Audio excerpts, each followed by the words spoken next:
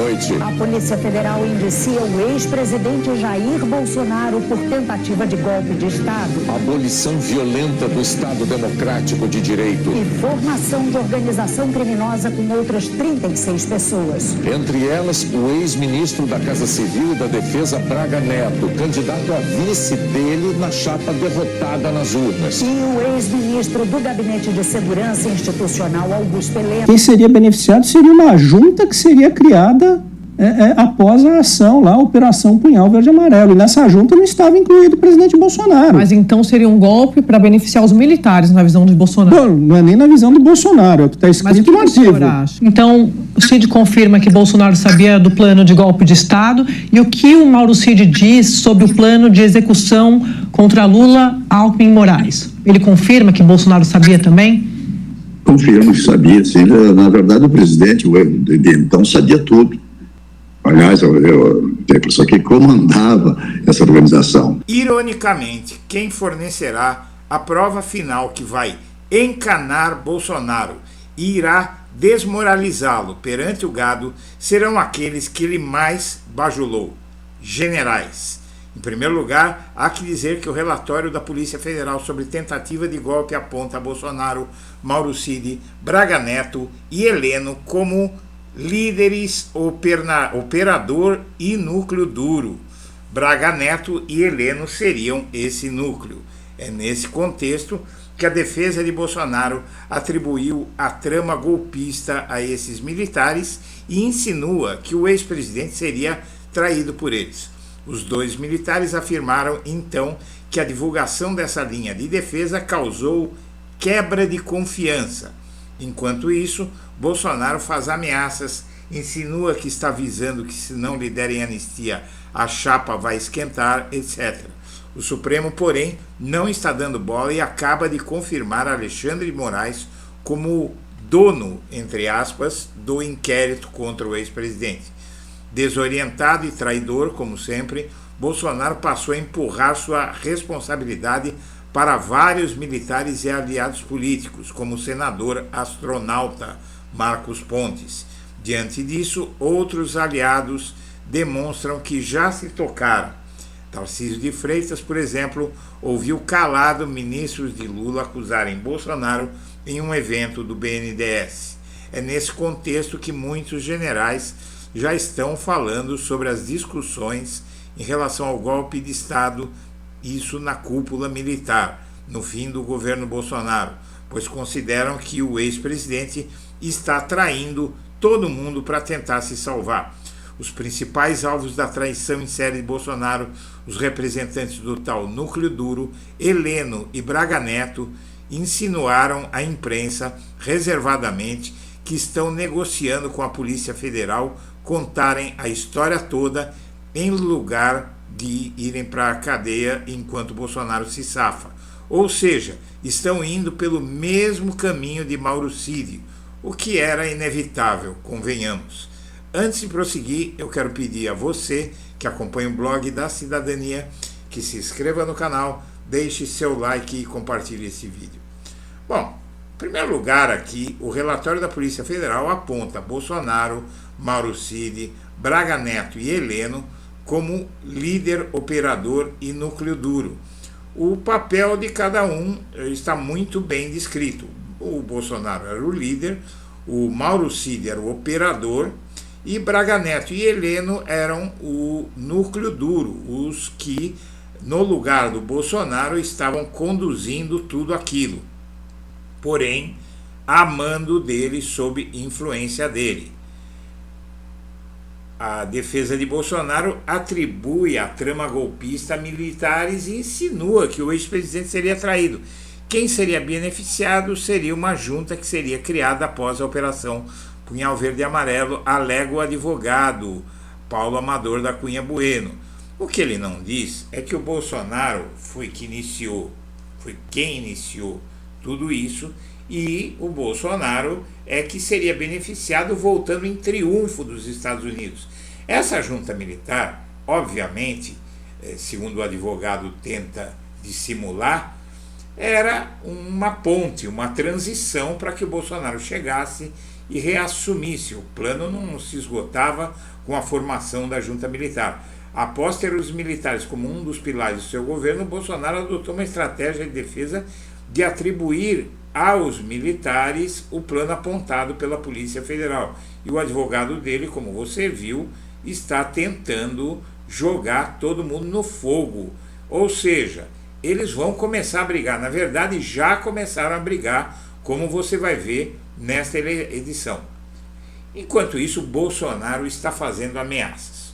Vamos deixar bem claro, eu noticiei isso ontem, mas eu quero reforçar isso. O Bolsonaro está fazendo ameaças. Ele diz: eu apelo aos ministros do STF, por favor, vamos partir para uma anistia. E ele ainda diz, ele admite que cogitou o artigo 142, mas que ele acha que é permitido pela Constituição você discutir, por exemplo, um estado de sítio no país com base em nada, com base em que ele perdeu a eleição. Perguntaram para ele na sua entrevista coletiva: Bolsonaro, mas por que você ia decretar estado de sítio? Para resolver um problema. Aí perguntaram para ele: que problema? Aí ele diz: insatisfação com o resultado da eleição. Insatisfação de quem? Dele e de uma parcela, não é, que nem é tão grande assim, diante da quantidade de votos que tanto ele quanto o Lula tiveram, uma parcela das pessoas que não queriam aceitar e começaram a fazer bagunça na frente dos quartéis, alguns caminhoneiros jogar caminhão na frente das estradas, o que são, por exemplo, 1.000 caminhoneiros diante de um eleitorado de 150 milhões de pessoas. Né? Então, na verdade, não tinha problema para resolver. O problema era aceitar que o Bolsonaro perdeu a eleição. Quando ele diz o seguinte ainda: o Alexandre de Moraes tem que ceder. Por quê? Ele não explica. Isso é uma ameaça. Vamos deixar bem claro isso, então. O STF, porém, está nem aí. E já tem a resposta a Bolsonaro sobre um pedido crucial dele, que, na verdade, ele já fez várias vezes. Minha amiga, meu amigo, ele já fez esse pedido uma meia dúzia de vezes e fica fazendo de novo e de novo, porque ele está fazendo uma ameaça. O STF rejeitará no próximo dia 6 o pedido da defesa de Bolsonaro para afastar Alexandre de Moraes dos inquéritos, e o plenário já negou por unanimidade solicitação semelhante feita por outro réu em janeiro desse ano. O advogado de Bolsonaro argumenta haver manifesto impedimento de Moraes para a realização de qualquer ato processual. A defesa citou o artigo 252, que diz que o juiz não pode exercer a jurisdição se for parte ou indiretamente interessado no processo. O Alexandre de Moraes não é interessado no processo. Quem é interessado no processo é o Brasil. O Alexandre de Moraes ele está concluindo o inquérito. Se o atacaram, é problema de quem atacou. Agora eu sou processado por cometer um crime. O que eu faço? Eu começo a atacar, ameaçar, xingar o juiz que está me julgando para tirarem o juiz do processo. Se for assim, não vai ter processo contra ninguém no Brasil. O réu vai continuar atacando cada juiz que aparecer e isso não vai ter fim. Então é uma bobagem, não resiste à análise de um leigo como eu, que dirá a do Poder Judiciário. Após o indiciamento de Bolsonaro, o partido dele põe a culpa no senador astronauta por relatório contra as urnas. Então veja, o Valdemar está indo na mesma linha do Bolsonaro. Ele está acusando o Marcos Pontes, o senador astronauta, que sempre foi um aliado de Bolsonaro, de culpa por ele ter tentado vender a tese de que as urnas eletrônicas estavam fraudadas. Ou seja, estão querendo jogar todo mundo no fogo. Num evento do Lula com o Tarcísio e o Nunes no Palácio do Planalto sobre investimentos do STF, nessa cerimônia, ministros criticaram o plano de Bolsonaro de sequestrar e assassinar autoridades, e o presidente não discursou, mas o Tarcísio e o Nunes ficaram calados, confraternizaram com Lula, abraçaram Lula e não reagiram aos ataques contra a tentativa de golpe e contra o Bolsonaro feitos pelos ministros. Então ali os dois principais aliados de Bolsonaro, eles ficaram ouvindo o Mercadante, o Rui Costa, dizerem que o golpe foi golpe, que Bolsonaro tentou dar um golpe no Brasil, e ficaram lá abraçando o Lula e pularam fora mesmo. As discussões sobre o golpe de Estado na cúpula militar no fim do governo Bolsonaro é outro sintoma do processo de abandono de Bolsonaro por ele estar traindo. Essa matéria é muito importante. Em um dos diálogos captados pela Polícia Federal na investigação da trama golpista que se desenrolou no final do mandato de Bolsonaro, 2 coronéis que assessoravam a cúpula do Exército conversaram sobre a disposição do alto comando de aderir a um golpe de Estado. Em 16 de outubro de 2022, Fabrício Bastos, que trabalhava no Centro de Inteligência do Exército, disse que Bolsonaro tinha que mandar prender todo mundo no STF e no TSE por conta de decisões da Corte Eleitoral contra a campanha de Bolsonaro. Mas Bernardo Romão Correia Neto, que era assistente do comandante militar do Sul, diz que isso não aconteceria porque o alto comando não queria. O ACE tem sido enfático nas afirmações de que devemos nos manter fora das disputas políticas, disse o tal coronel. Foram várias videoconferências do general Freire Gomes com o alto comando do Exército para falar sobre isso. Eles não entendem da mesma forma que nós, velho. Né? Então, nos meses seguintes, os 2 coronéis mergulhariam de cabeça na conspiração para impedir a posse de Lula, mas o relato que faziam sobre o que se passava no alto comando estava correto. Segundo os generais, a ofensiva golpista de Bolsonaro passou a ser discutida no segundo semestre em todas as reuniões da cúpula, que reúne os 16 generais de 4 estrelas, mas nunca se usava a palavra golpe.